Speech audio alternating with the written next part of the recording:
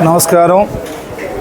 కూటమి ప్రభుత్వం వచ్చిన తర్వాత గౌరవ ముఖ్యమంత్రి నారా చంద్రబాబు నాయుడు గారు, డిప్యూటీ ముఖ్యమంత్రి పవన్ కళ్యాణ్ గారు, లోకేష్ బాబు గారు ఈ రాష్ట్రంలో ఉన్నటువంటి ప్రజా సమస్యలను పరిష్కారం చేయడం కోసం ఈ యొక్క గ్రీవెన్స్ కార్యక్రమాన్ని వారానికి ఒక రోజు ఏర్పాటు చేసి గ్రీవెన్స్లో వచ్చిన ప్రతి అప్లికేషన్ని పరిష్కారం అయ్యే వరకు ఫాలోఅప్ చేయడానికి మళ్ళీ ఒక టీంని, ఒక ప్రభుత్వ అధికారుల టీంని పెట్టి అన్ని రకాలుగా ప్రజా సమస్యలను పరిష్కారం చేయడానికి కూటమి ప్రభుత్వం అమలు చేస్తున్న గొప్ప కార్యక్రమం ఈ యొక్క ప్రజా దర్బార్ కార్యక్రమం.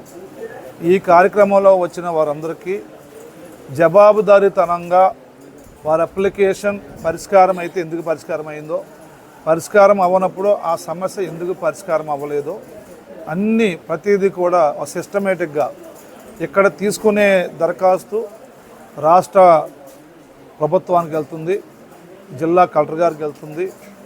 అందరూ కూడా ప్రతి సమస్యని పరిష్కారం చేయడానికి మళ్ళీ యాక్షన్ టేకన్ రిపోర్ట్ కూడా దీని అనంతరం ఎవ్రీ వీక్ ఉంటుంది.